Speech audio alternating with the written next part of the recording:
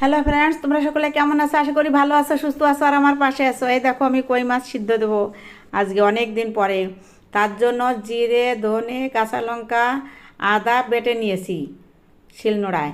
তারপর এই যে লাউ শাক, এই লাউ শাকগুলো ভালো করে বেছে পরিষ্কার জলে অনেকবার একটা একটা করে সুন্দর করে ধুয়ে নিয়েছি। এখন এই শাকগুলো আমি মাছের সঙ্গে লবণ হলুদ তারপর মশলা টশলা দিয়ে মেখে নেব। আর এই যে ভাত বসিয়ে দিয়েছি, ভাতের মানে সিদ্ধ দেবো তো প্রায় 90% হয়ে যাবে, তখন আমি মাছগুলো সিদ্ধ দেবো। প্রথমে লবণ আর হলুদ দিয়ে মেখে নিলাম। এরপরে আমি মশলা দেবো, এই যে জিরে বাটা, ধনে বাটা, কাঁচা লঙ্কা বাটা, আদা বাটা, এইগুলো দিয়ে ভালো করে মেখে তারপর আবার কাঁচা তেল দেবো, এর সঙ্গে তেল দেবো।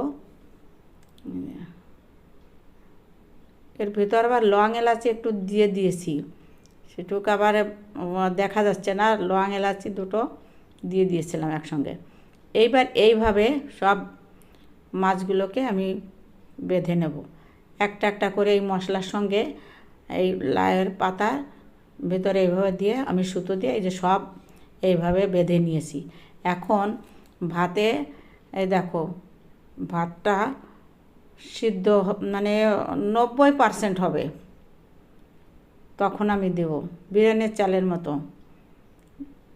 যখন ভাতটা হয়ে যাবে, ফুটে যাবে, তখন আমি দেব। এটা জল কম হলে পরে ভালো হয়, সিদ্ধ দেবো তো মশলাটা বেরিয়ে যাবে, যার জন্য জলটা যদি বোঝা যায় বেশি হয়ে যায় একটু কম করেও নিতে পারো।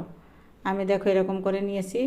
এখন এই মাছগুলোকে এইভাবে এই যে সিদ্ধ বসিয়ে দিলাম, এবার ঢেকে দিলাম, ঢেকে দিয়ে জাল দিয়ে এই দেখো এখন ভাতটা এর ভেতর যখন হয়ে যাবে ওর সঙ্গে, তখন আমি একটু মাড়টা ফেলে দেবো, একটু ফেলতে হবে। এই দেখো দেখা যাচ্ছে, না হলে পরে নরম হয়ে যাবে, এই জন্য এই যে দেখাচ্ছি।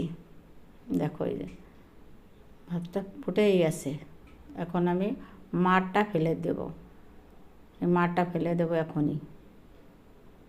দেখো ভাতটা হয়ে গেছে, মাছটাও সিদ্ধ হয়ে যাবে, আর আমি মাড়টা ফেলে দেবো।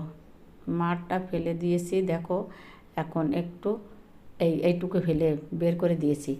এখন উনুনের উপর ঠেসে রেখে দিয়ে বেশ 10 মিনিট মতো রাখা ছিল। তারপর তোমাদের দাদাভাইকে ওই যে দিচ্ছি, খেতে বসে গেছে।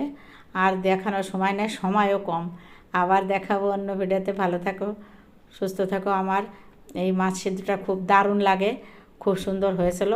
তোমরাও এইভাবে খেতে পারো, অসাধারণ লাগে। ভালো।